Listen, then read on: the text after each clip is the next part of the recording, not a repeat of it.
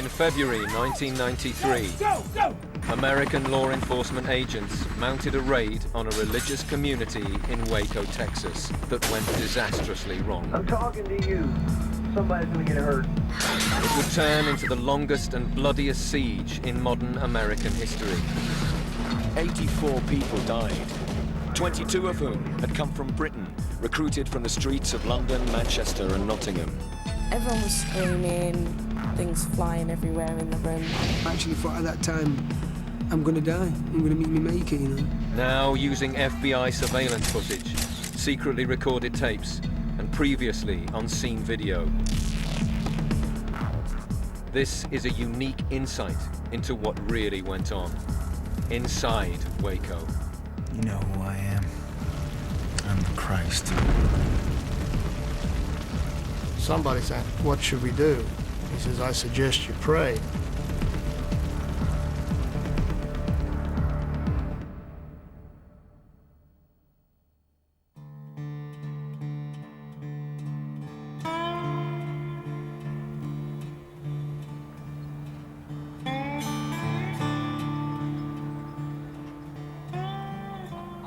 Eight miles from the town of Waco, Texas, in the midst of cattle ranches, is all that now remains of what was once the home of the religious community known as the Branch Davidians. We were here to learn and to study, to enjoy the trees, the sky, all the things that were part of being in Mount Carmel.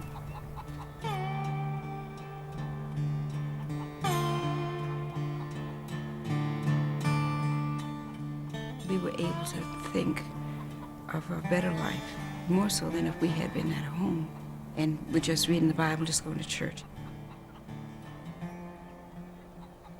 Then I saw a new heaven and a new earth. For the first heaven and the first earth passed away. Revelation 21, verse 1. It's beautiful, right? Yeah. A new heaven. The leader of the Branch Davidians was 33-year-old David Koresh. And I'm telling you now, His radical teachings had attracted former Seventh-day Adventists and other Christians from across the world to the Mount Carmel community, which had been in existence since 1934. Of the 130 people that lived there, 30 had come from Britain. He was telling me things that I've never heard before, and a lot of the questions were being answered that I wanted answered, and I reckon I knew more about the Bible in 7 months I was there than I did in 7 years in the Adventist church. before we're led to glory with our Father, there's going to be a battle. Revelation 17:14, they will make war against the Lamb. And who are these people? Who's going to wage this war? He knew that Bible backwards and forwards. I've read the Bible a lot of times, and I knew a lot of those things myself, but David Koresh knew them like he wrote them. Now, how do I know this? Because it's written in Scripture. The end time is upon us. But you don't need to be afraid. In fact, we welcome it, right? David Koresh had led the Branch Davidians, a breakaway sect from the Seventh-day Adventist Church, for 5 years. Whole families had traveled to Mount Carmel to join his community.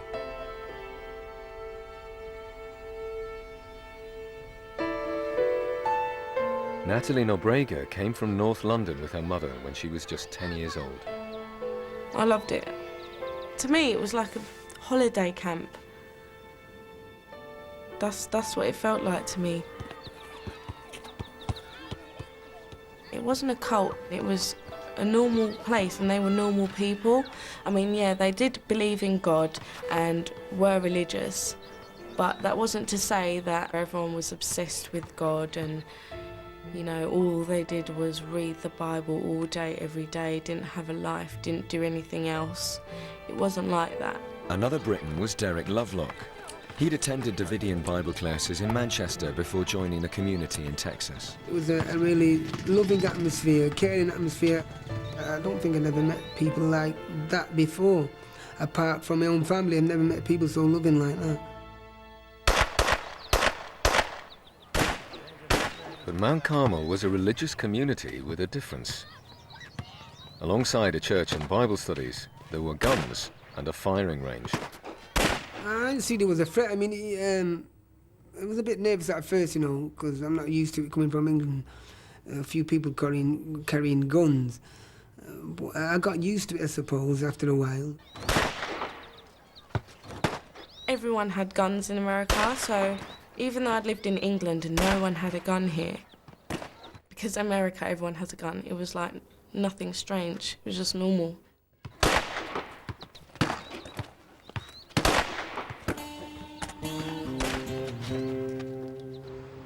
Even in Texas, where there are over 50 million guns, the constant sound of automatic gunfire had attracted the attention of the local sheriff in the nearby town of Waco.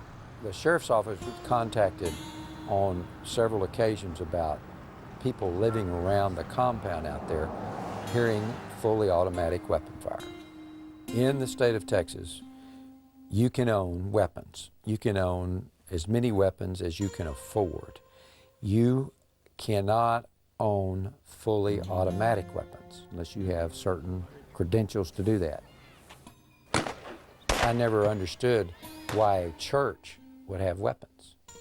I don't have them in my church. Koresh was suspected of illegally converting semi-automatic weapons into automatic machine guns, capable of firing hundreds of rounds per minute.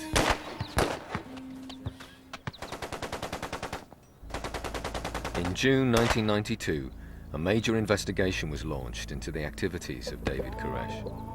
6 months later, the Bureau of Alcohol, Tobacco and Firearms, the ATF, began a covert surveillance operation from a property across the road from Mount Carmel. They infiltrated an undercover agent into the religious group. Robert Rodriguez posed as a possible convert and began by attending Bible studies. After 6 weeks, he was invited by Koresh to bring a gun along to the firing range. First thing Koresh started doing was breaking apart that AR-15. And he tore that AR-15, took all the parts out, looked at it, put it back together, and man, you could tell he knew his weapons.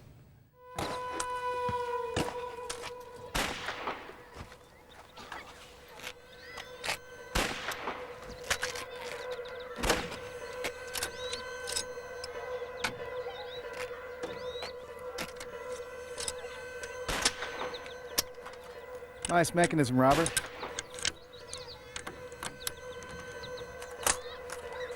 Show us what you can do. Throughout my meetings with Koresh, I was constantly being tested by him. I was sure that he pretty much had suspicion of who we were, but I knew he liked me. He set up some cans about maybe 15 yards away, and he told me, go ahead and shoot.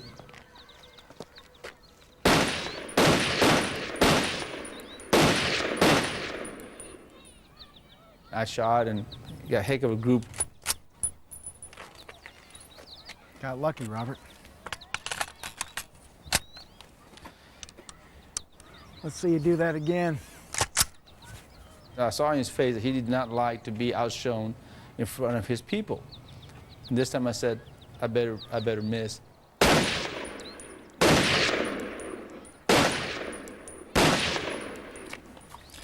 See, I knew it was luck.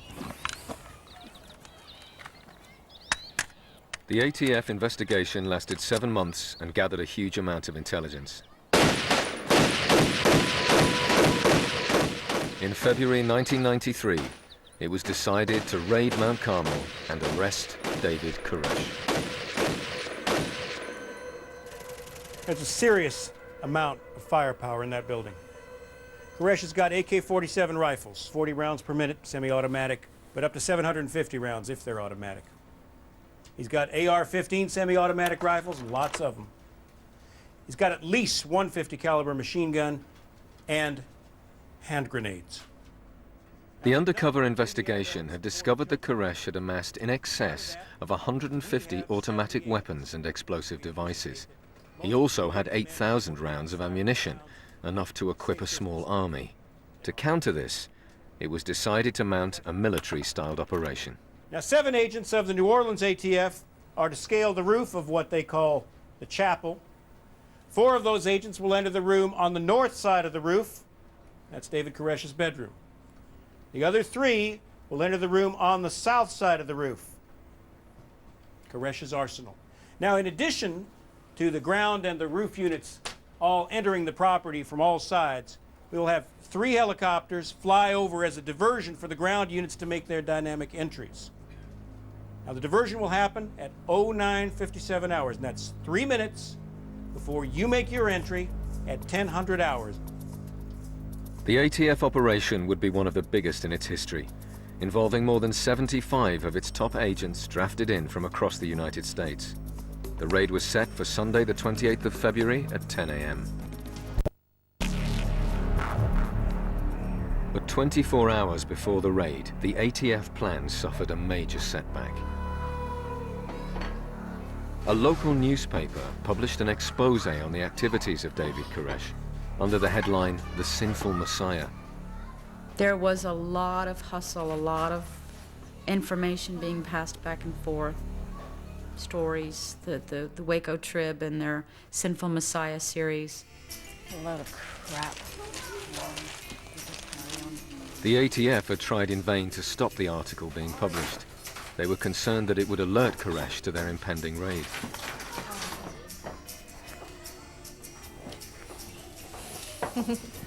Smells good. Thank you. Y'all doing? Good. Well, listen up. No one goes into town for a while. Is there a problem, David? There's no problem, Kathy. Just want y'all to stay put till I say otherwise. Okay?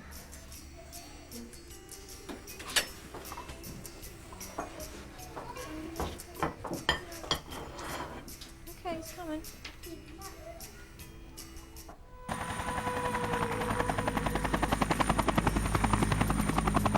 The ATF were only hours away from launching a massive raid.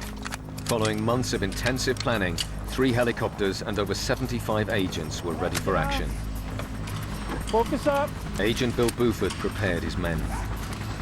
We felt like there was a good possibility of a confrontation, possibly an armed confrontation, but hopefully it would be held to the minimum with only combatants being involved. We had heard that David Koresh had a group of loyal men there that he called his mighty men, I believe, and we felt like if they were able to get to their weapons, then they would probably attempt to defend the compound or defend David Koresh. At the last moment, tactical coordinator Chuck Sarabin ordered undercover agent Rodriguez to return to Mount Carmel.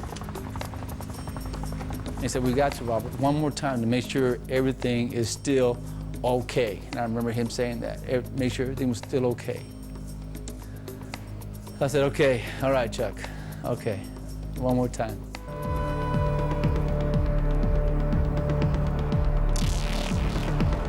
I was so glad it was going to be the last time I ever entered this place because I didn't like it. I felt very uncomfortable in it. Every time I went into the compound, I had a feeling I would not come out. With only 2 hours until the ATF raid was due to begin, Rodriguez was told he must wait to see Koresh. I was trying to look at my watch to see what time it was. I didn't know how long I had been there. Trying to be real cool and relaxed, you know, keep my demeanor, don't show any fear. While Rodriguez waited, a news cameraman who had been tipped off about the raid was also on his way to Mount Carmel. Lost, he stopped a postman for directions. The postman turned out to be David Koresh's brother-in-law. He contacted Koresh immediately to alert him. What's wrong, David? Stop playing games, Robert! We know who you are, buddy! I don't know what you mean, David. What do you mean? Don't play games anymore, Robert! We know who you are! The ATF and the National Guard are coming, Robert. The time has come. I really felt that this was it for me. Saying to myself, they're going to shoot me, man. I know they're going to shoot me.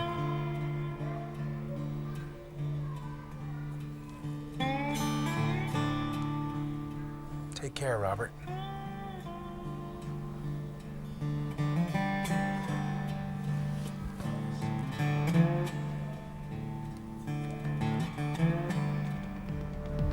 There was now only 50 minutes to go until the raid. I knew it wasn't time for the raid yet. I called Chuck. I told him, first thing I told him was, they know, Chuck, they know we're coming. They know we're coming. What? What do you think? Well, do you see any weapons? Were they arming? Well, that's all right. We still got time. You just get yourself right back here. That right there should have been a big stop sign for him. He should have realized that. Okay, listen up, gentlemen. They know we're coming, so it's showtime. It's time to get a move on, okay? Come on, get moving. Hudson, come on, move out. Chuck, what do you mean they know we're coming? Bill, it's okay. They're in the chapel. It's not area, okay. right? This changes everything. We need the element of surprise. Bill, they're in the chapel area. They're nowhere near the guns, okay? Chuck, what if they're ready and waiting for us? We're going. Okay, come on. Chuck Sarabin came into the staging area. He said, everybody saddle up, we've got to go quick. They know we're coming. We needed more information than that, because if they knew we were coming, our plan would fall apart. What are you waiting for? Move it! Hustle up! Right according to the game plan, gentlemen.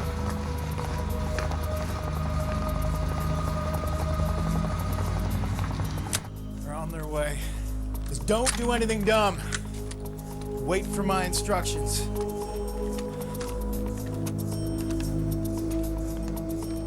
I saw men prepared to defend me, prepared to defend David, everyone there.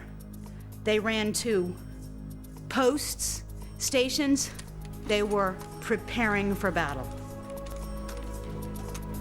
The whole ATF plan depended on the element of surprise. Now the Davidians knew they were coming. See you on the green.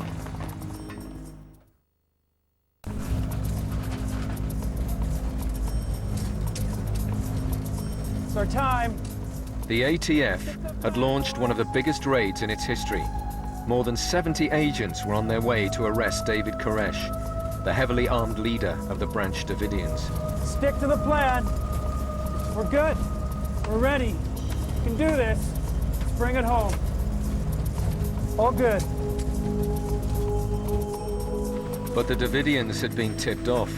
They knew they were on their way. Tell all the women and children to get in their rooms and stay there.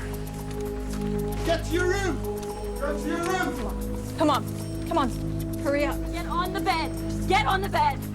Get on the bed. I remember going up into the room and taking care of the children. I put them down on the floor. My handicapped child was over in front of the window.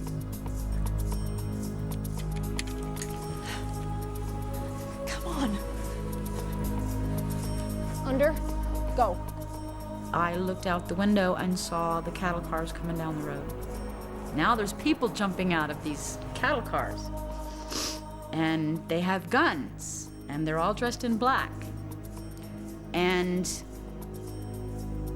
they're running towards the building. Go! I could hear David and maybe one or two others that went with him walk down the hall toward the front door. I heard him open the front door, and the next thing he made us say, "Hey, wait a minute, there's women and children here." And all hell broke loose. It has never been established who fired the first shot.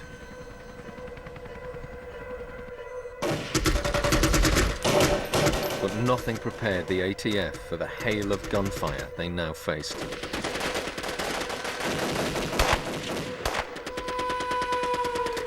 All right, boys, goggles down. Concealed in a cattle truck, Bill Buford readied his team for action. I heard AK-47s. I heard what sounded like an M60 machine gun being fired, and we had no automatic weapons. And at that point, I knew we were in big trouble. But there was no place to go. We had to just carry out the mission. Okay, we're live. Lock and load. Go! The ATF plan called on Bill Buford's unit to take out Koresh's armory on the first floor. Conway LeBleu, who was on my team, was killed almost immediately. There was so much gunfire going on outside, I thought maybe there wouldn't be as much on the inside. I was wrong. There was a curtain in the way, and I remember thinking, where did that damn curtain come from? Because I couldn't see into the room. Put in the flashbang and then stepped into the yarn truck.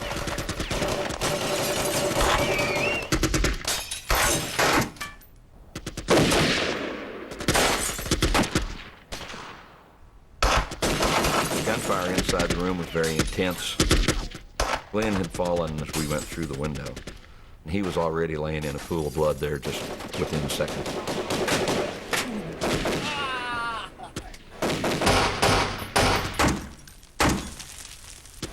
We started receiving gunfire not only through the walls but through the floor. We did return fire through the walls because that was the only thing we could do.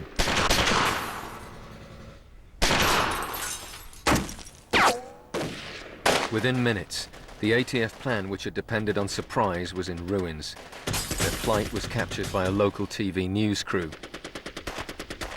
3 ATF helicopters that were meant to act as a diversion arrived late. They immediately came under fire and were forced to land. Pinned down by Davidian gunfire, the ATF agents blindly fired back into the building. Inside were 124 Davidians, including 43 children. Everyone was screaming, their glasses shattering, things flying everywhere in the room. All this gunfight going on. I actually ran down the corridor and died into one of the rooms and kept my head down there all the time, and I could hear gunshots firing, you know, people crying out as if they'd been hurt. Sheila Martin and 3 of her children were on the first floor of the building. Get under the bed. Okay, just get. Ow! Okay, it's okay, it's okay. The little boy that was over under the window, my handicapped child, as I turned to get to him, all these shots came in the window. I got you, I'm saying, is this how he leaves us? Is this how he dies? Okay, Jamie! Jamie, come on, Mommy's coming. Grabbed a hold of one of his elbows, and all the bullets started coming again. It's okay. It's all right. It's okay, kid. You're okay. He had blood around his face and near his mouth and by his eye, and the other children were laying on the floor and they were saying, well, what's wrong? What's happening? Why are the bad men here? As I'm going down the hall, people are screaming at me, get down, there's bullets coming through the wall. And I'm going, yeah, I can see that, you know. But it was kind of weird. It's like you're walking in a haze or in a dream. You know the danger, but it's not like you're cowering or crawling, trying to avoid being. I just, from what I remember, I was walking straight, you know, upright.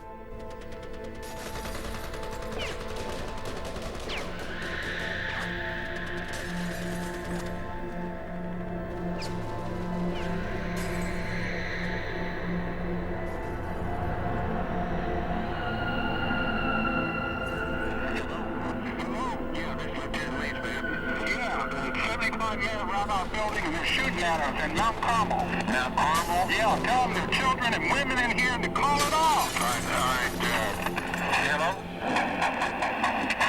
I hear gunfire. Oh, shit. Hello? Call it off now! Yes! Yep. With his wife Sheila and their children trapped by heavy gunfire upstairs, Davidian Wayne Martin called 911 just 1 minute into the gun battle. You gotta call it off! You gotta call it off now! You gotta pull back! Yes! Wayne was asking for a ceasefire. Of course, that's what I wanted, and I wanted Wayne to lay his weapons down so that this ceasefire could get started. Talk to me, Wayne. Yeah, hello? Let's get this thing resolved, Wayne. Who was that thing? All right, I'm trying to make contact with the forces now. Stand by. Hold on just a minute, Wayne. Call DPS. Deputy Sheriff Lynch tried in vain to relay Wayne Martin's request for a ceasefire to the ATF forces. Nobody's responding to the damn radio. You got one man hurt inside here. I'm talking with Wayne now. He's inside. They're wanting everybody to back off and talk. I'm trying to get what radio frequency. They told me the radio van. We're not getting a response. I had no idea what was happening. I had no idea why I was not able to establish that contact. Radio contact could not be established with the ATF as their communication officer had switched off his radio. Pinned down by heavy gunfire inside Mount Carmel for 8 minutes, ATF agents Bill Buford and Glenn Jordan were also desperate for a ceasefire.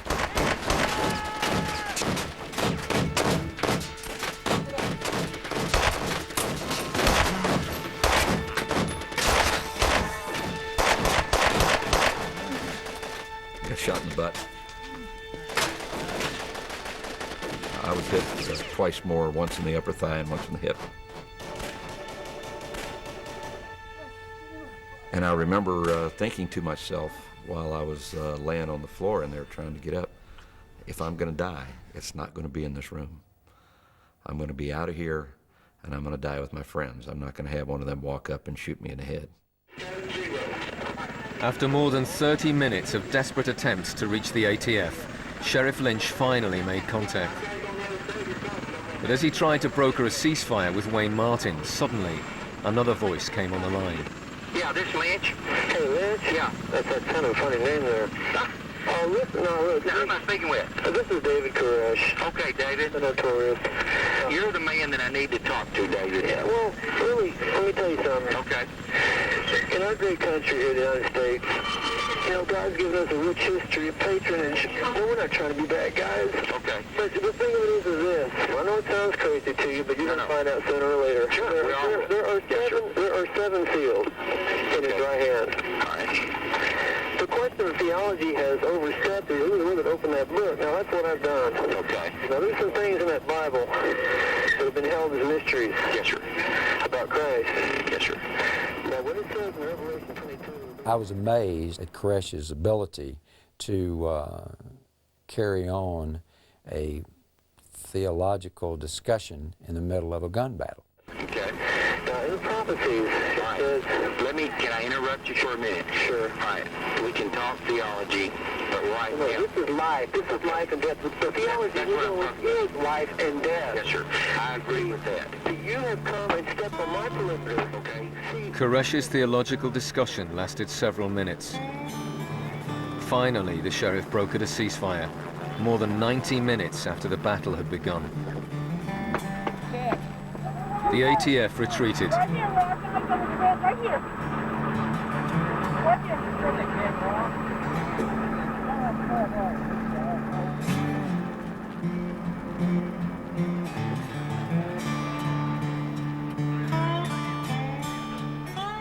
A day that had begun with the mission to arrest one man, David Koresh,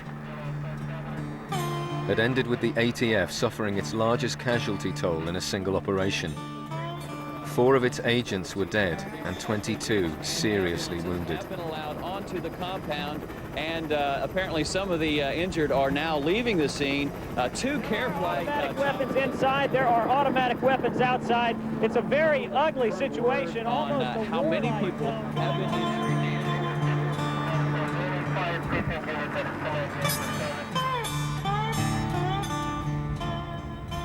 I remember being on the hood of the car, not having a clue where we were going, what kind of vehicle I was on. It was a feeling of disbelief, I think, more than anything. We didn't realize that we could fail so badly. I just remember being overwhelmed by the number of people that were walking away from the building. It was pretty unfathomable seeing 40, 50 people walking away and peppering the hill as they're walking away. And I just remember seeing the looks on some of their faces. We didn't really realize that a group here in the United States would put up that kind of resistance. If we had known what we were going to get into, I definitely would have liked to have had more firepower. If I'd have known what we were going to get into and it was a military operation, we'd have backed off and shot the place up, but you can't do that in a police operation.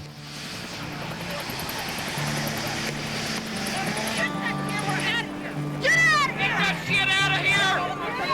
Move! Go! Get the fuck out of here! We were expecting when we saw them leaving that first day, we're really in for it now. They're going to come back tonight and kill us all, sort of thing, just to get revenge.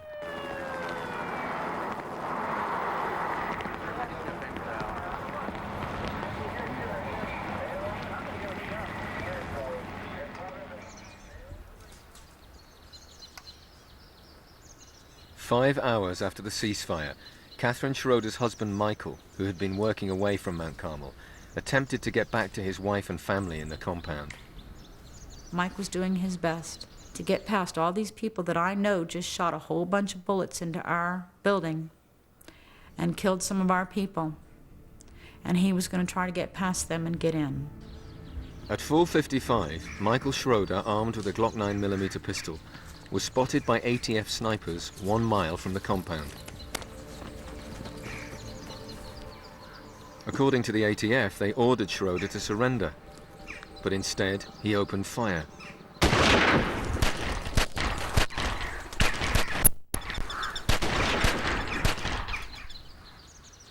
He was shot 6 times by the ATF, twice to the head.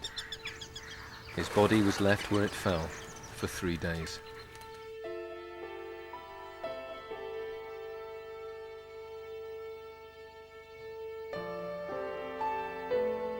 I miss Mike. I miss Mike as a person. But I think being sad for his mother,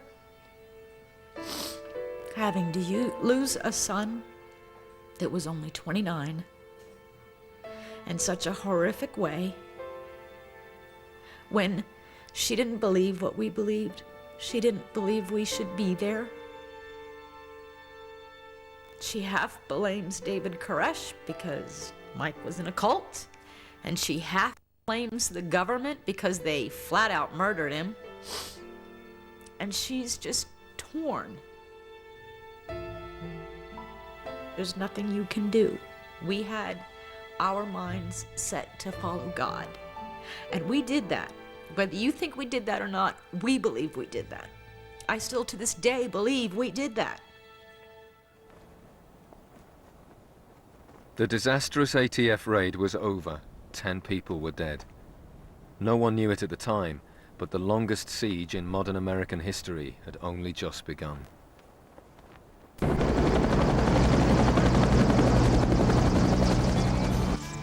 A raid by the ATF in Waco, Texas, had gone disastrously wrong. 4 law enforcement agents were dead, 22 were wounded, many fighting for their lives. Over 100 ATF and Texas Rangers surrounded the compound of the religious group known as the Branch Davidians. What had started out as an operation to arrest one man, David Koresh, had now turned into a standoff, and no one knew how to end it. They will be bringing some of the children out. However, we have not been able to confirm any of that either. The leader, 33 years old, a 9th grade education. His followers believe that he is the second coming of Jesus Christ. So it is believable that these people may stand by him through thick and thin and would not leave tonight, even if they were given the opportunity to leave the compound.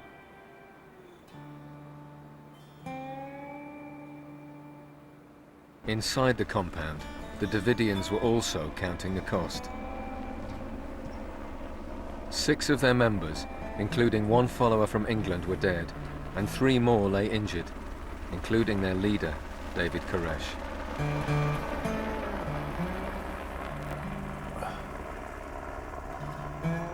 David was so bad at that time, he thought he was going to die. And the word went around, he's probably not going to make it through the night. Koresh had been shot twice. 1 bullet had hit his wrist, the other had struck his abdomen and fractured his hip bone. With the Davidian leader critically injured, the ATF feared that his followers might do something drastic. At 10 p.m. on the first night of the siege, ATF negotiators managed to establish phone contact with David Koresh. We have come up against you, the big guy. The little guy has come up and pushed at you. We told you, you're not going to come over here and push your ATF butt around. We're Americans too. Right. I understand that. Bothered no one. We serve and believe in God. Will you be straight with me? I'm straight. Are you going to commit suicide? I am not going to commit suicide. Jim, I am not a cult leader. I am a Bible teacher, okay? Nobody is ever committed to do what I ask or do what I say. People do what they want to do, okay? And I want time to just sit here and let these wounds take their effect and let me die.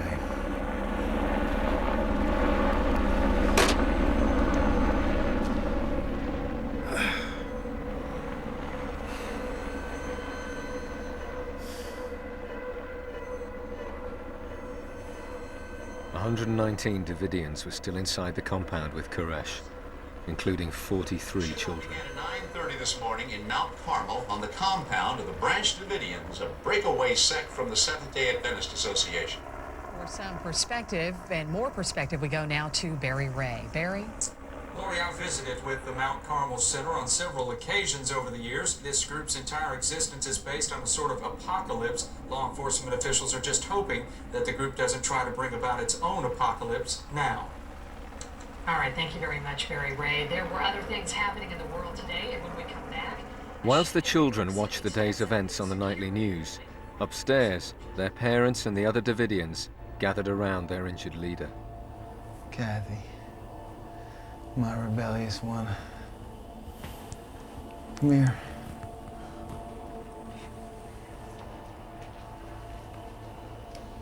To the Davidians, the gun battle that morning with the ATF had enormous significance, with far more at stake than just the arrest of their spiritual leader. At the core of their faith lay the belief that the world would end, and that only they, as God's chosen people, would survive. Koresh had predicted that the end would come within their lifetime. He based his prophecy on a section of the book of Revelation, known as the Seven Seals. Now I want y'all to understand what's going on here. It's all happening like I said.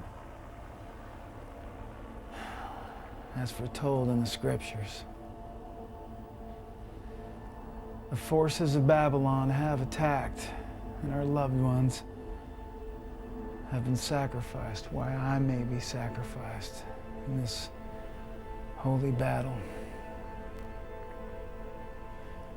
Maybe you're thinking, why is this happening? It's because 7 seals are being opened one by one. The Seven Seals predict a series of apocalyptic events leading to the end of the world. Davidians believe the mysterious prophecies were given to Christ to reveal to mankind. Koresh believed himself to be the second coming of Christ. He declared that the ATF raid was an enactment of one of the seals and would soon be followed by the 7th seal and the end of the world. The battle on February 28th was definitely a religious battle. It may not have been, in the eyes of 99.9 and 100% the rest of the American public, but in the minds of those few at Mount Carmel, it was definitely a religious battle. Most Christians, all they can remember is turn the other cheek, you know. There's a time for that. There will be a time, according to the scriptures and the prophecies, when that turn the other cheek time will be over, and God's people will we'll fight. For years, Koresh had preached that the US government was a force of evil that must be resisted. He believed that time had now come.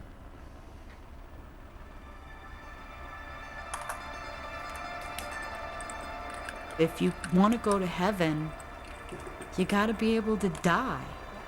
Everybody wants to go to heaven, but nobody wants to die to get there. Come on. It's one thing to say, I'll die for God. It's another thing to do it with guns in your life and the knowledge that that could be the way you will die for God. You sure?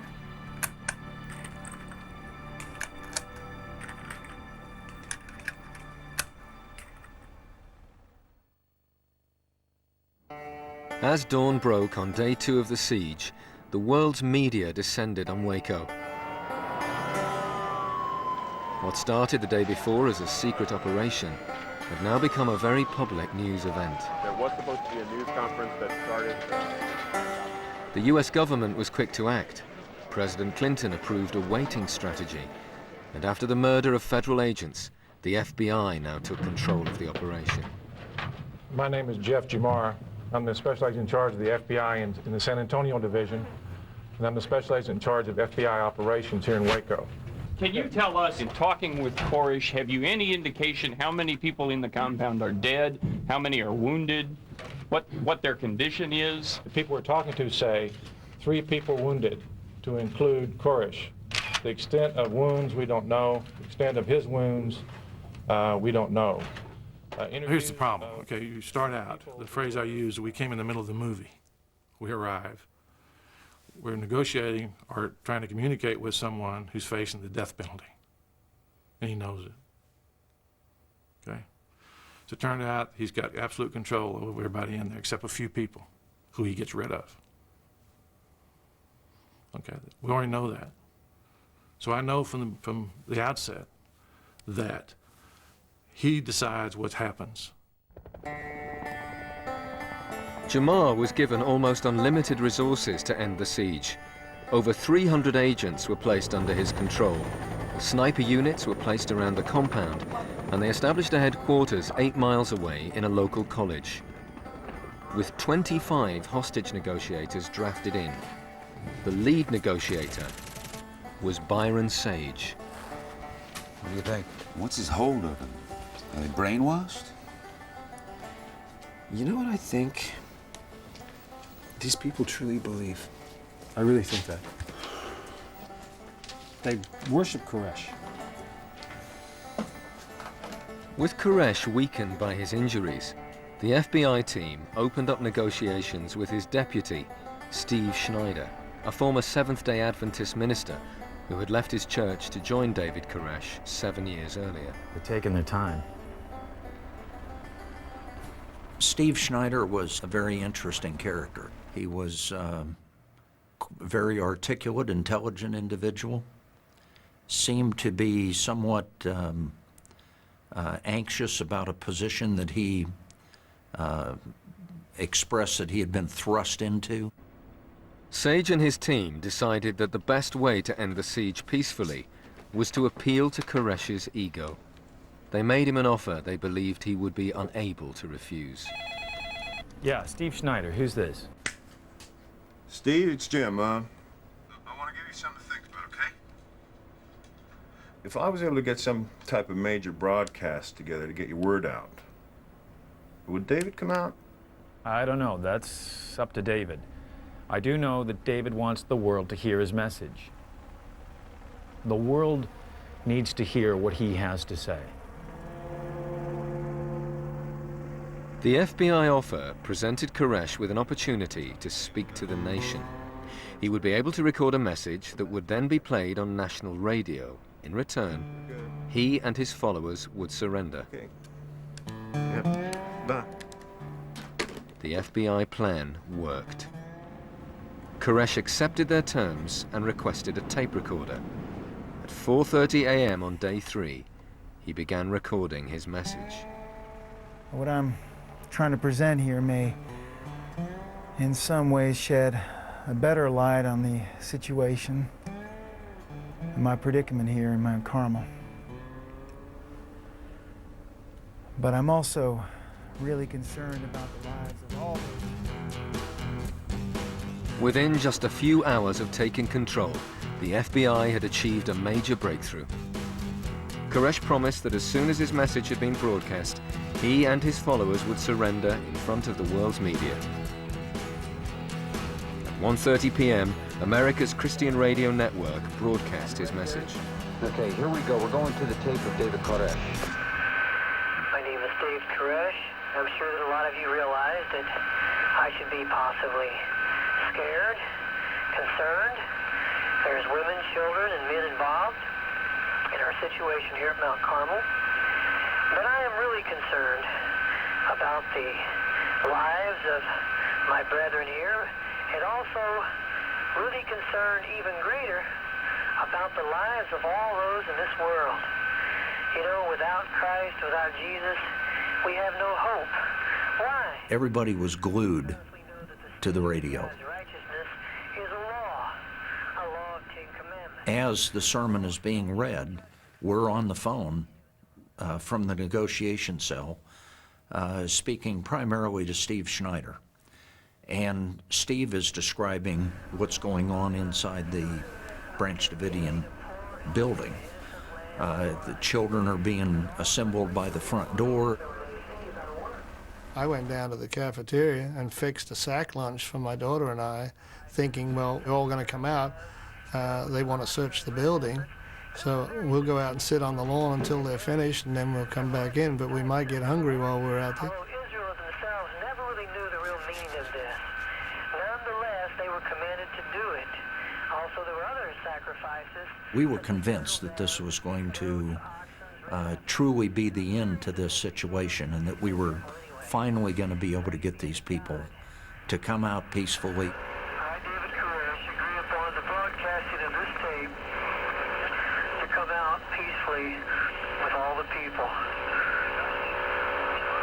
immediately. As Koresh's sermon ended, TV networks across America broke into their normal coverage to go live to Waco to capture the moment of surrender.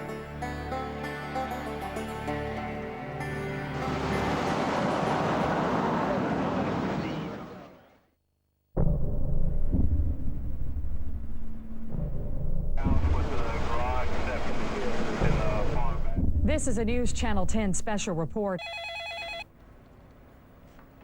Okay, I just talked to David. He's been going through a lot of anguish. Okay. It's something hard for me to describe what the guy just went through. I've never seen anything like it before. In fact, everything's ready to go right now, but all of a sudden, he started praying. Okay. And so everybody, and this is the honest truth, everybody here's quiet. They're just waiting.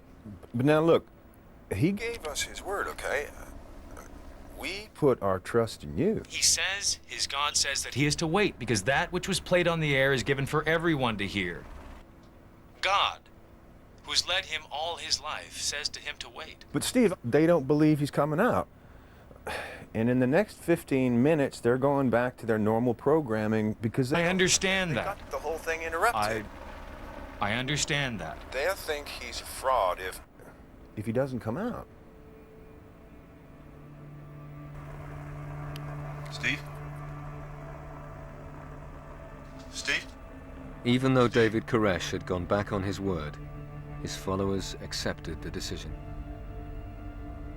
We understood that David believed that God wanted it to be the right time. When he said, God said to wait, then we trusted it. We believed that it was going to be all right, that God was saying wait.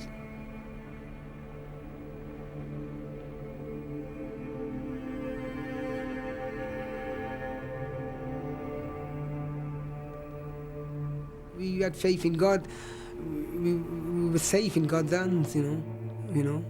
We had faith. We believed in God's word. That's why we hung in there with him, you know.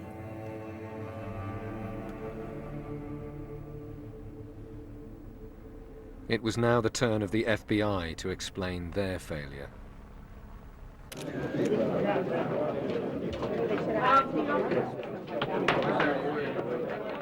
negotiation team undertook efforts to convince Koresh to fulfill his promise and to surrender immediately. Koresh refused to honor his promise and has indicated he will keep his promise to come out when he receives further instruction from God. Can you say what God said to him? Give you a little more details exactly. After 1:30, you're waiting for him, you finally make contact. What does he say? He says that he did not fulfill his promise to leave immediately with his followers because God told him to wait. As FBI Chief Jeff Jamar faced the press, Koresh contacted the negotiating team. Let me tell you something. When I'm ready to cry into my God, you are going to stand before a furious God who's going to judge you from the time you're conceived. They say I lied to you? No, I did not lie to you. And you will learn that I also have a chief of command too. And if there's a God in heaven, you're going to learn that the hard way.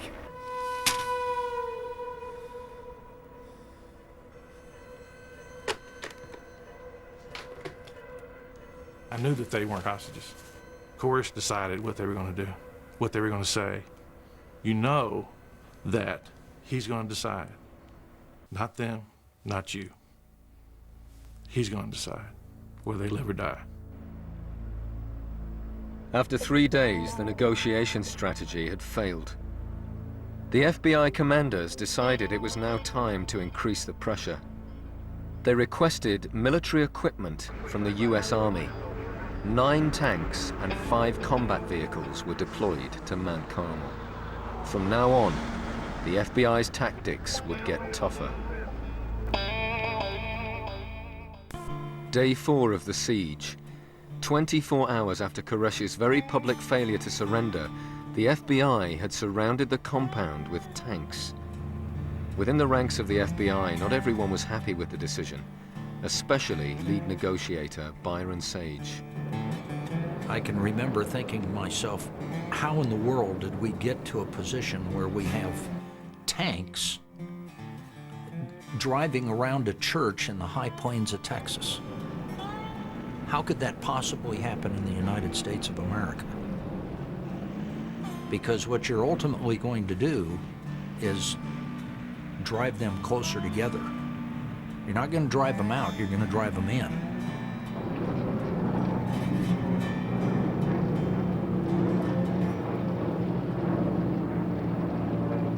Inside the compound, the besieged Davidians had found new strength. 4 days after receiving 2 serious bullet wounds, their leader, David Koresh, appeared to be making a miraculous recovery. There was a determination in David's mind that he wasn't going to die. There was some other purpose that he was there for that he didn't know yet. He taught us the 7 seals. Straight from the book, from the beginning of the book to the end, we understood.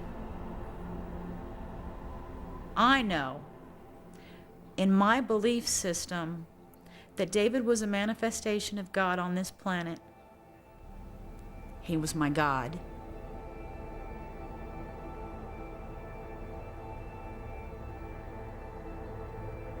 It was now clear to the FBI that the Davidians were under the total control of Koresh and would not surrender without his agreement. However, there was hope. Over the course of the first 3 days, the FBI had been negotiating the release of a number of children. Yeah. And that's at the back, I think. When David Koresh said that he had been negotiating the release of children, I was relieved that my children would get to leave. You understand how important it is for me to stay here with David, don't you? Yeah. David wants me to stay. Okay, let's go. Let's go. Catherine Schroeder permitted her 4 children to leave, but she stayed behind. And it looks like a child. It looks like a child in the back of that van. There you go. 15 other children were released. They all left without their parents. Natalie Nobrega from London left on her 11th birthday. My mum woke me up. She said, "Oh, you're going to go and see your dad now?" And I was like, okay. I thought that she was coming with me. That's what I automatically thought. Oh, she's just, we're all getting ready to leave. And she's like, "Oh, I can't come out at the moment, but I'll see you. I'll see you when I come out," sort of thing. And obviously she was crying. I was like, "Oh, why are you crying? You know, I'm going to see you." She was like, "Yeah, I'm just upset, you know, I'm not going to see you for a couple of days."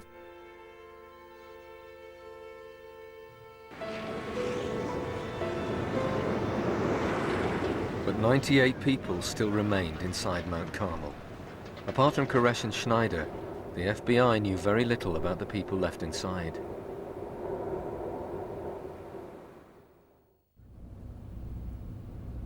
Then, on day 9, there was a major breakthrough.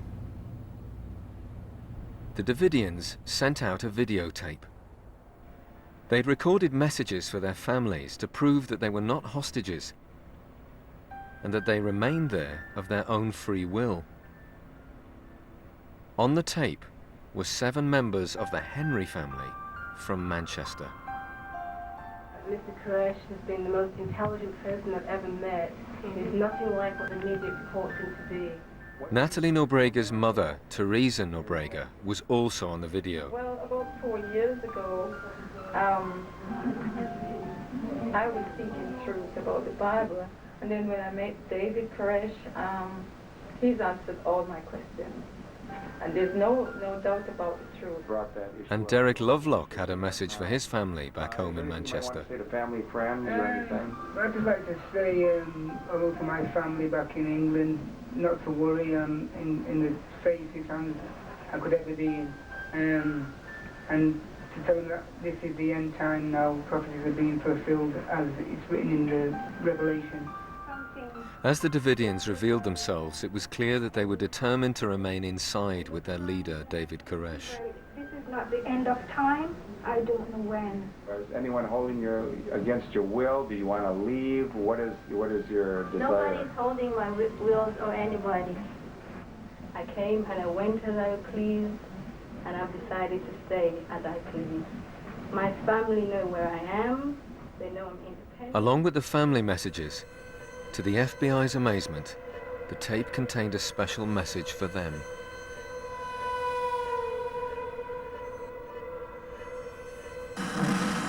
This is David Koresh. David, anything you'd like to say? First of all, I'd like to thank the negotiators that we've been discussing with on the phone. We're finishing up on our very... For the first time, the FBI came face to face with their nemesis, David Koresh. I'd like to share with you some of my family, seeing that, of course, obviously everyone in the world knows something about it. And we just thought we'd kind of break the ice and... He then introduced them to his children, all 14 of them. Hey,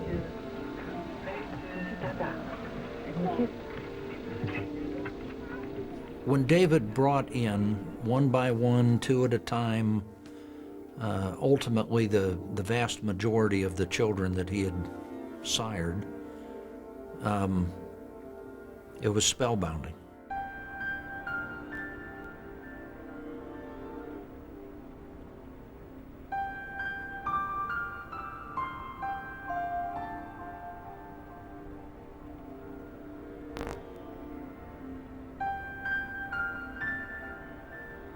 Is, what am I doing? What am I doing with all these children? You know, what's really going on here? Well, you know, God is God, and this nation is supposed to honor and serve God. It says in God we trust on our currency. And these children that I have are for a reason, And unless we really have the ear and the eyes to open ourselves up to be able to read, really read the scriptures and understand the prophecies in a lot of the seven seals, the explanation would seem almost foolish. Koresh had told his followers that God had instructed him to take multiple wives and father an army of special children, which he called the House of David. Still, you don't know why. You can always end up misjudging a man if you don't know the reasons why. Okay, you want to say something? You want to sing? David believed that God was telling him to produce children by certain women, and David taught that these children were special, that they would be part of the judgment. Koresh had gone further. He ordered all married couples to end their marriages and proclaimed that only he could have sexual relations with the women at Mount Carmel. My name is Kathy Schroeder. I'm originally from Florida. Okay, you're from... I did have a sexual relationship with David Koresh, and sexually it wasn't bad. But I'm listening the whole time for the words that's going to come out of his mouth. So there's no way that sex with David Koresh could be anything but a religious experience. I would have been extremely honored to have given birth to a child of David Koresh, because that was my God.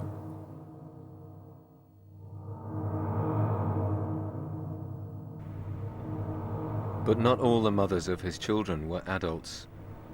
He had also fathered babies with girls who were under the age of 16. David said God was telling him what to do, even if it was contrary to his own desires or likes and dislikes and so on. If you go according to the norm, David probably had relations with children that we would, or girls that were younger than what we would,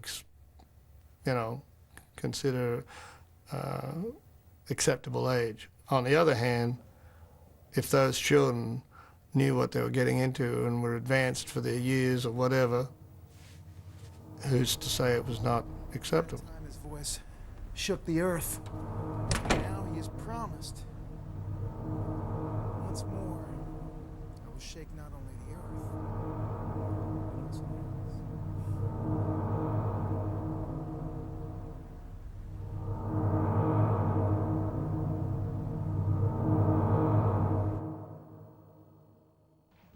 10 days into the siege, and every move the FBI made was now under the scrutiny of the world's press. There seems to be no indication tonight that Davidic cult leader David Koresh is planning to give up anytime soon. The 24-hour-a-day media coverage was putting the FBI under increasing pressure to bring the siege to an end. The FBI negotiation team watched and re-watched the videotape and discovered something they believed they could exploit. And we will put her on. And what is your name? My name is Judy Schneider Koresh. This is my daughter Mina. And, Judy Schneider, the wife of Koresh's deputy Steve Schneider, had become one of Koresh's sexual partners and had given birth to one of the special children. our government act the way it did. What's amazing is the person behind the camera filming this entire episode is Steve Schneider. That is his wife and the child that the two of them were never able to conceive. We decided to see if we couldn't possibly drive a wedge between Steve Schneider and David Koresh. Hi, Steve. They got a picture over here that shows you with Judy. She's a very attractive lady. This is true. She is. Miss her? Pardon? Do you miss her? Well, she's right here. You have to share her with him? Not at all. Are any of those babies in there Judy's and David's? There are babies here that are David's. The majority of all these here that we've shown are his. Yeah. Does Judy have one by him? Judy has a baby. By him? Explain yourself. We're talking about men and wives here, relationships. You've heard sensational rumors. You've heard things that are totally, completely out of context. You know, it's difficult for me to believe after looking at this picture that you're in the situation now that you're in, Steve. Steve? Steve? Steve? The negotiators could not turn Schneider against his leader. The tactic had failed. Yet again, they had underestimated the power of Koresh over his followers. How do you possibly process the reality of your respect for David Koresh as a prophet, but at the same time, this religious man is also going to bed with your wife? I think, frankly, that we underestimated the full extent of that deception and that control by David Koresh. With negotiations failing yet again, the FBI commanders decided it was time to increase the pressure and force the Davidians out.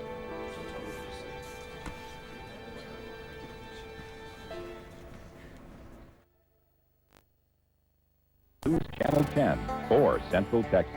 The events in Waco, Texas, had now gripped TV audiences around the world for 10 days. Be lying about the weaponry he has inside. Earlier today, the lighter... 95 Branch Davidians, including 21 children and 41 women, still remained inside Mount Carmel. Many people know that David Koresh and members of the Branch Davidians still insist they are peaceful, God-fearing people. American public opinion was divided as to how to end the siege. Why don't they come out? Why wouldn't you come out if you were attacked in your home? In their home. This is their home. This is a church.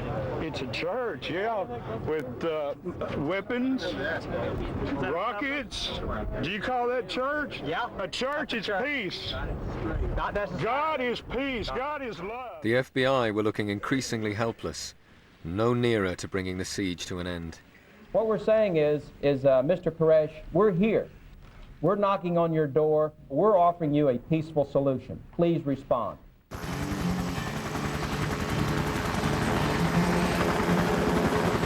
With the continuing failure to bring an end to the siege by negotiation, the FBI commanders were relying on an increasingly aggressive strategy.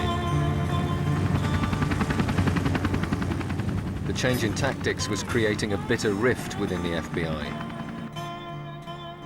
Two factions developed, those in favor of negotiation and those who promoted an increased use of force.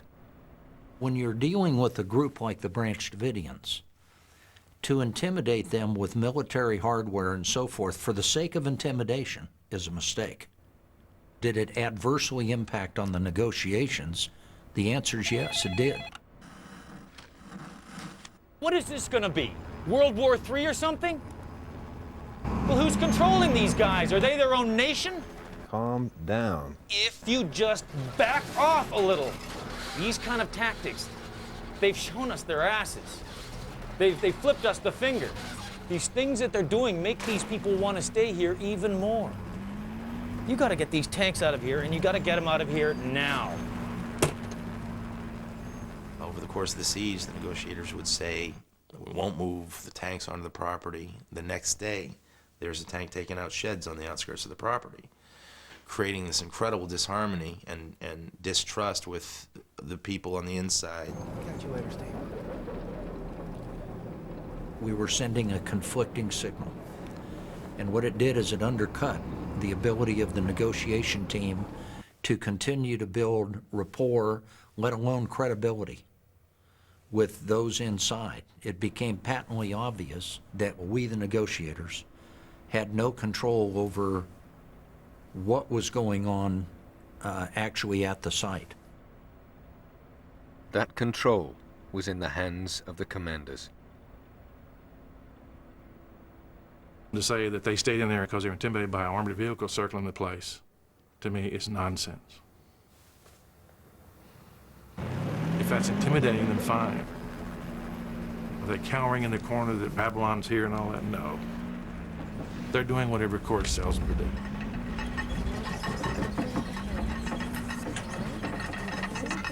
On day 13, the FBI increased the pressure further. Bring in the heavy armor. As the FBI decides which cult leader David Koresh is looking for a fight. As the nighttime temperature dropped to -4 degrees, they permanently cut off all power to Mount Carmel. Sister Power. Okay, honey. That's better. That's better. Don't you be scared, honey. Don't be scared.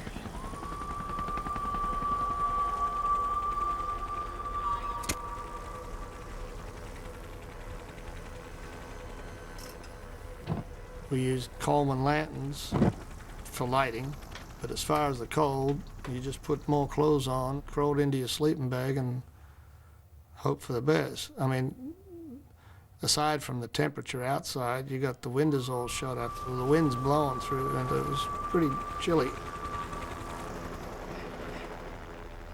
Think that we were depriving them of basic human needs.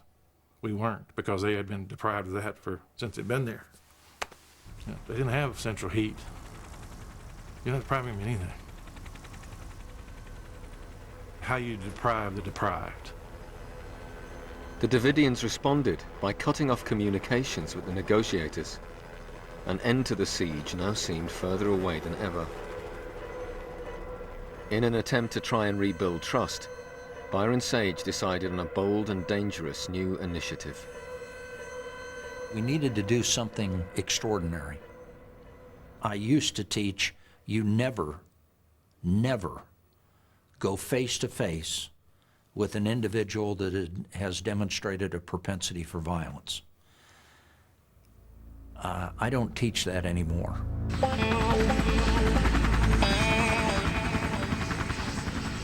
Sage persuaded Koresh's deputy Steve Schneider and senior Davidian Wayne Martin to meet him face to face.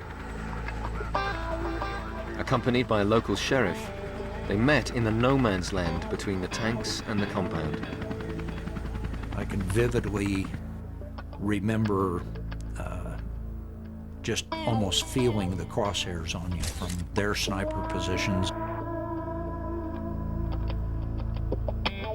Thank you for being here. The only reason we're here is to try to work out a mutually agreeable plan where we can bring all of you out safe, sound, without any hazard, any danger, any damage, any wounding coming to anyone else.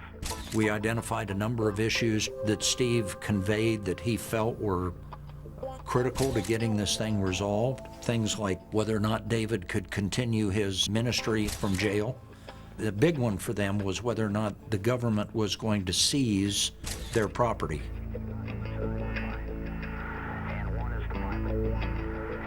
Sage was able to secure the assurances that Schneider required. Koresh could continue preaching from jail, and the Davidians would be allowed to stay at Mount Carmel. I'm assuring you that the FBI still stands for what this country's all about. I do want to take it on good faith that what you've told me is something I can trust and depend on, but I think that we all have to keep in mind that we have another negotiator involved, and that's God. He's asked us to... I was so excited. I thought that we had really made some genuine progress because we finally had some tangibles that we thought we could deliver that would facilitate finally ending a very difficult standoff. Sage's euphoria was short-lived. When Koresh heard the FBI's offer, he rejected it outright, and he forbade any more face-to-face meetings. The FBI responded with even more aggressive tactics.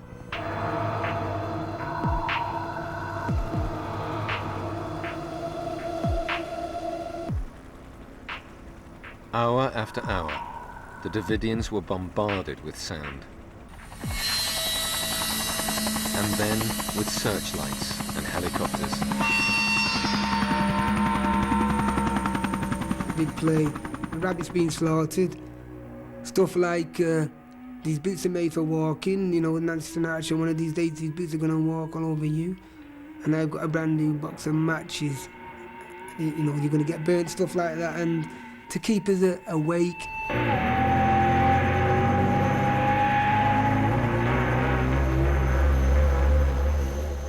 90% of the time when they would play a song, they would warp it and you know, put it way up shrill, or they'd slow it way down, you know, and it's all, you know, playing on your head, I guess.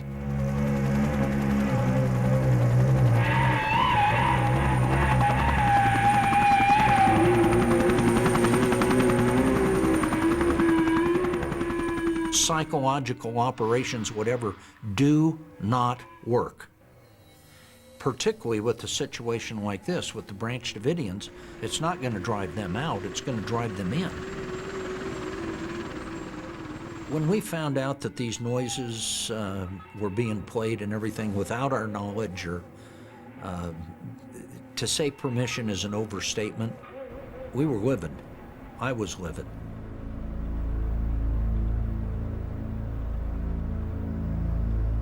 What the hell's going on? These tactics are pushing them closer together. We're playing right into Koresh's hands. This is not gonna bring him out. We're losing their trust, Jeff. They don't trust us. But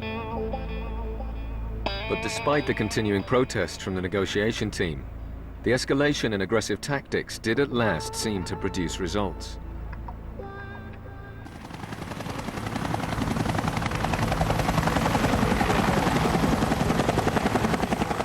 Koresh ordered a number of followers to surrender to the FBI. Amongst them was Sheila Martin. But her husband Wayne and her 4 remaining children were to stay at Mount Carmel.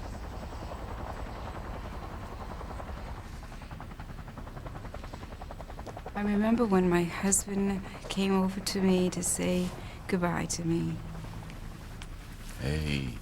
He told me he was going to stay inside and he was going to wait with the other people to make sure everybody was out. You talk to those kids for me, okay? Okay. I love you, Sheila.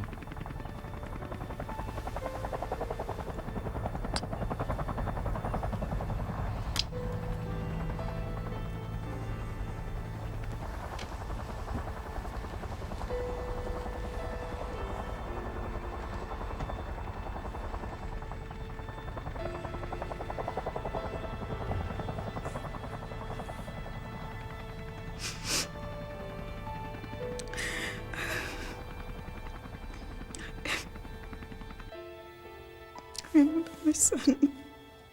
I remember him having tears in his eyes. And I remember him standing there. And I remember him saying goodbye. And he wasn't saying too much. But I haven't forgotten the tears.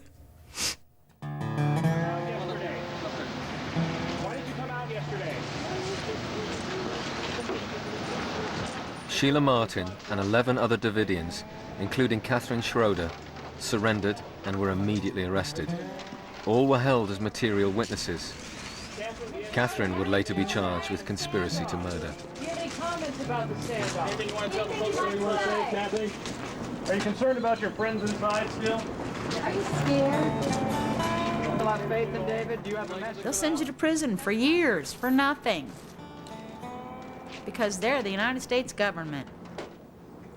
Whether you're an American citizen or an Arab, doesn't matter who you are.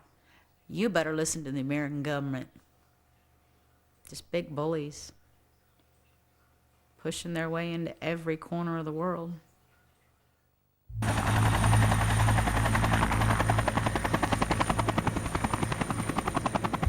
Despite Koresh's gesture, the FBI commanders were in no mood to offer anything in return. Instead, the tanks now began to destroy everything outside the compound, including David Koresh's cars.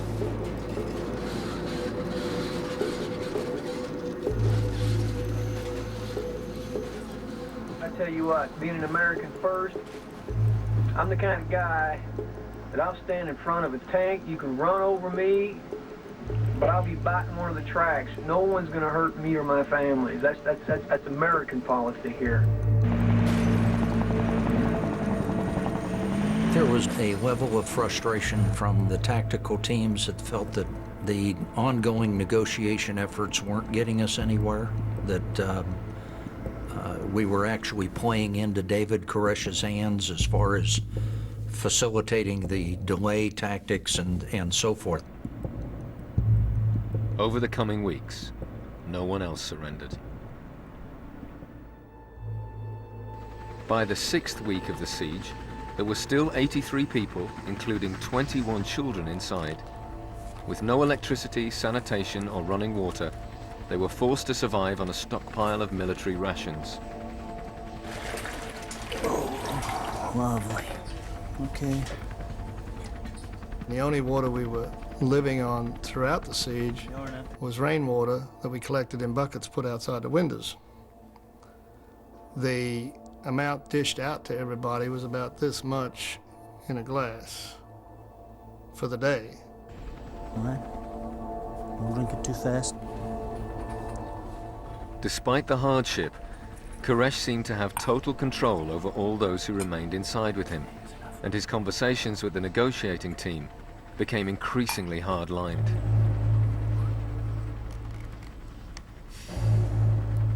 You know who I am. You know who I claim that I am. I'm the Christ. The King of Kings. Lord of Lords. Prince of the Kings of the earth. Yeah. What shall I say? Shall I lie? No, I will not lie. And as I said to you before, my Father, who sits on the throne, said to wait. And you're being judged.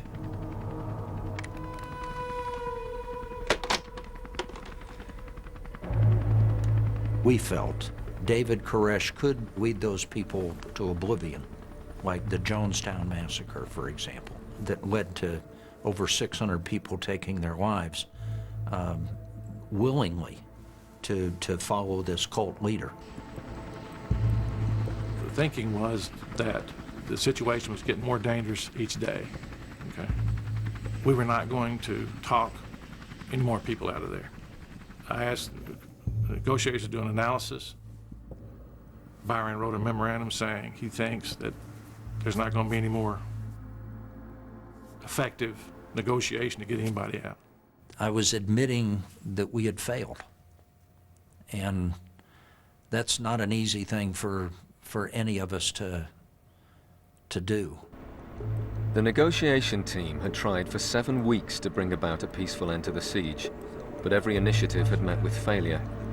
With a growing fear that the Davidians might commit mass suicide, Sage and his negotiators reluctantly came to the same conclusion as their commanders. The only way to end the siege was by force. In Washington, the head of the FBI and the U.S. Attorney General Janet Reno approved a huge tear gas assault on Mount Carmel. After 51 days, the FBI were ready to forcibly end the siege.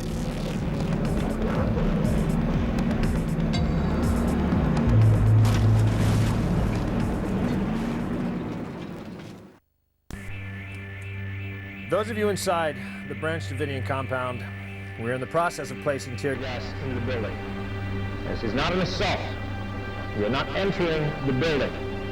Do not fire your weapons. Okay, everybody, we gotta move. We gotta go into the bunker. Come on, we gotta go to the bunker now, everybody, please. We gotta move right away. Somebody thought, you better grab gas masks. So those of us, at least in that area, put gas masks on. Move it! Quick, come on, get in the bunker! Move it, come on! quick! People running around hysterical, and the children, you know, the gas mask couldn't fit them, so we had to get wet towels and put them around the face and put the gas mask over. Stephen, it is time to submit and surrender to the proper authorities. Those of you inside the Branch Davidian compound, we are in the process of placing tear gas. The plan was to inject the gas starting at each end of the building and then back away and then go up and do it some more. Back away, some more. Just make the place uninhabitable. That was the idea. We hoped they'd come out immediately. This is CS gas, grab the children, let's get out of here. Fire your weapons. Fire, complete your turn. Not shoot. We started punching holes in the building with the tanks and started spraying the tear gas in, you know. When your eyes would run, you know, with tears. My skin was burning, my eyes were, my throat was burning.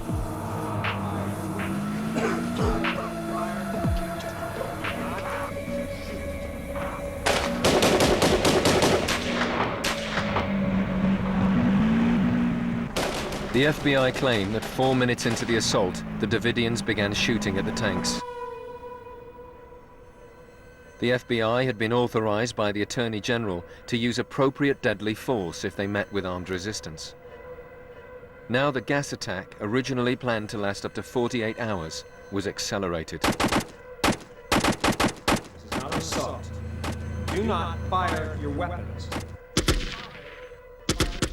Do not. When they started firing at us, gas was put in the windows where they were firing from.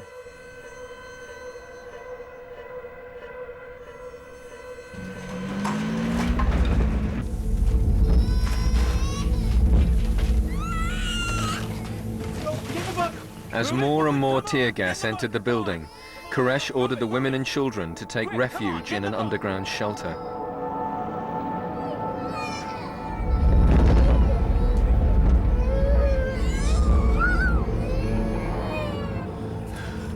Clive Doyle, Wayne Martin, and Derek Lovelock sought refuge in the Mount Carmel chapel.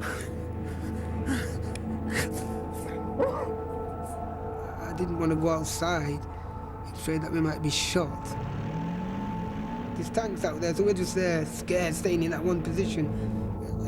Afraid to run out because we could be shot. For the next 2 hours, Mount Carmel was engulfed with tear gas. But no one was coming out. The FBI plan was not working. As this tear gas operation continued through the morning hours, they didn't come out.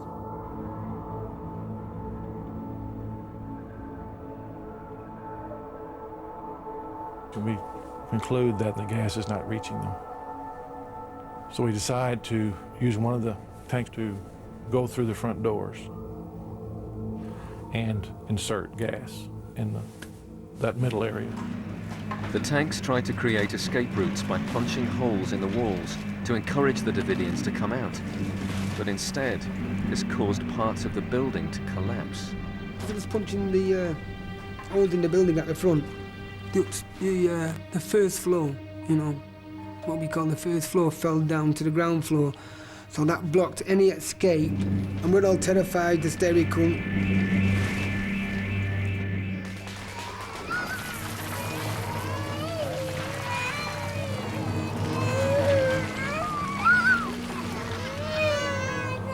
My gas mask clogged up. I thought, well, this is useless. I'll just take it off, you know, so I can breathe.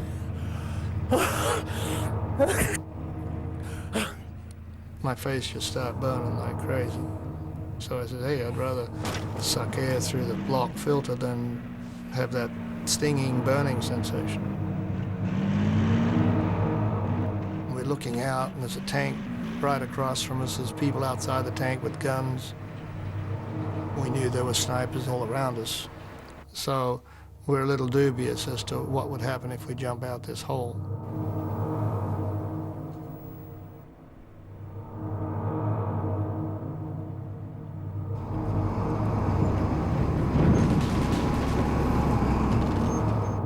4 hours into the attack, and the FBI had fired over 300 ferret rounds and pumped 20 canisters of tear gas into the building. But the 83 Davidians remained steadfastly inside with their leader.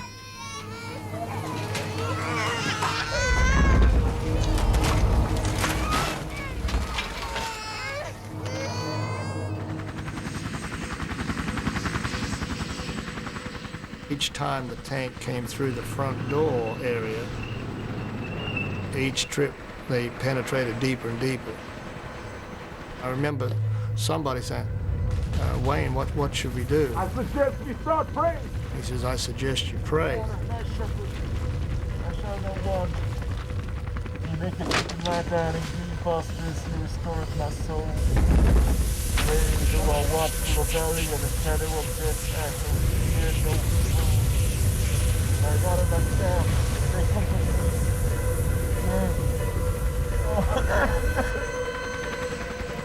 6 hours into the gas attack, the FBI had gone disastrously wrong.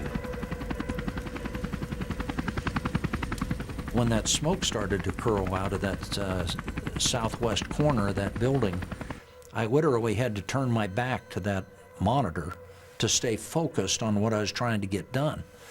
And that was to now begin to plead with them to come out of that building. And I tried to address David directly. David, you claim to be their savior. Now do the right thing and save them. Now don't let this end like this.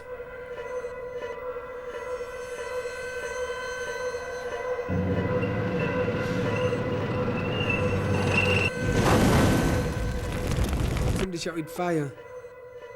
So we thought of fire, you know, oh my God, fire. And we're trapped in here and we're scared to go outside. It has never been established how the fire began. The FBI claim the fires were deliberately started by the Davidians, but survivors say they were caused by tear gas canisters fired into the compound. I literally saw a wall of flame, and it went from my left to my right, shoot in front of me down the hallway.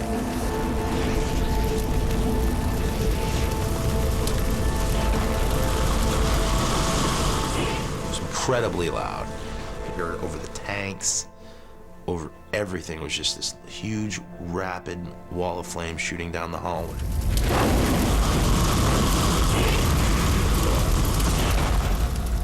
Getting hotter and hotter and hotter, and I could hear my friends, you know, I could recognize from, you know, the voices who they were, I could hear them moaning.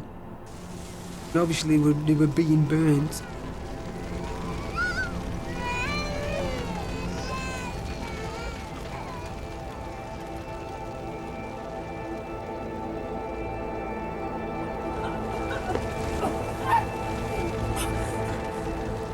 It got so I couldn't bear it no more, and I made for the hole where the tank had punched, and the smoke was billowing out through there.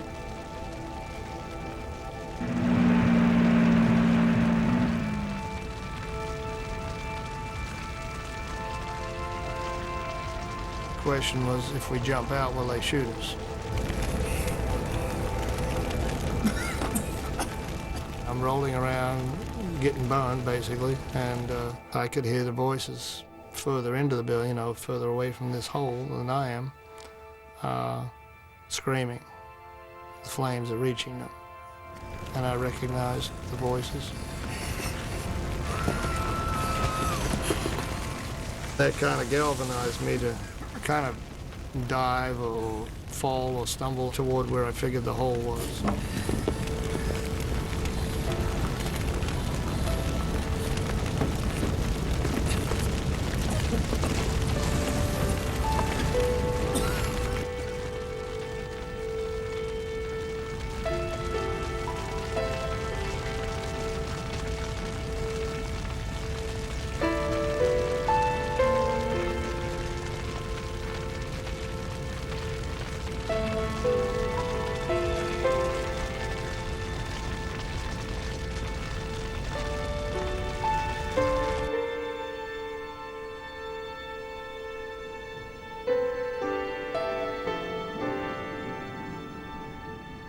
I remember looking around the corner to see if if I could see any of the kids or large numbers of people coming out, and I didn't see anybody coming out.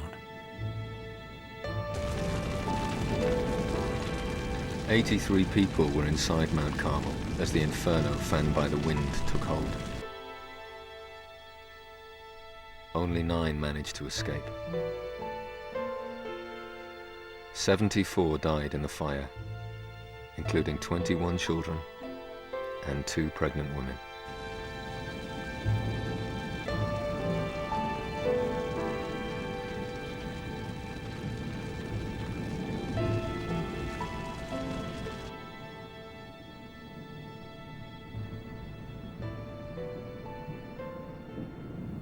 I regret it, absolutely. It haunts me every day.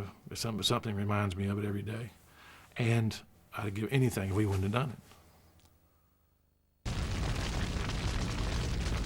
The circumstances that we provoked led to the fires that day. There's no question about that. Did we set the fires? No.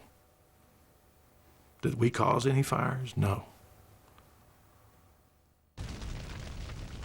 But to the Davidians, the events of the 51-day siege were the realization of everything that David Koresh had prophesied.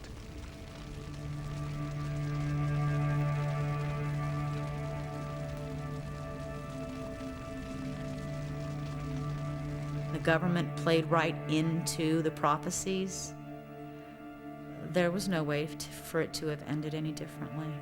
Everyone in there was going to die because we were ready to die.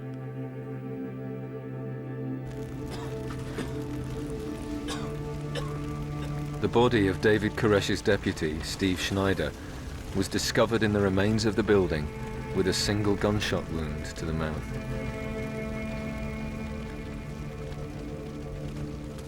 The preacher who foresaw the end of the world had led 74 of his followers to their deaths in the fire.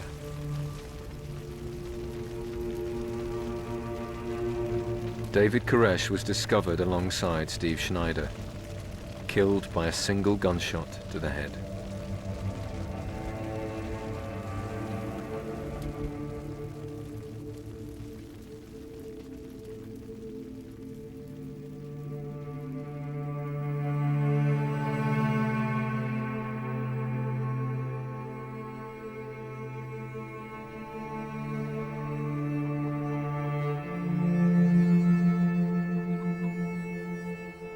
Following the fire, Derek Lovelock was held in custody for 7 months before being released without charge and returned to England.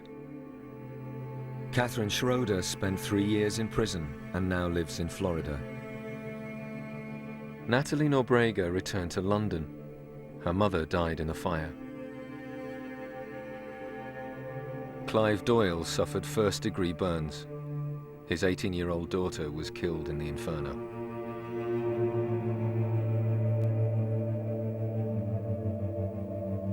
All that remains at Mount Carmel today is a small chapel for the few remaining Branch Davidians.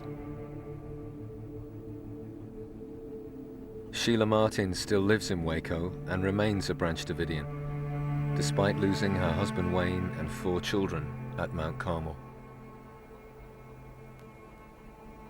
Every day I have glimpses and memories, and every day I think, can I remember their voices or anything? Yet at the same time, the Bible says we're not to have the belief that we'll go see our families again.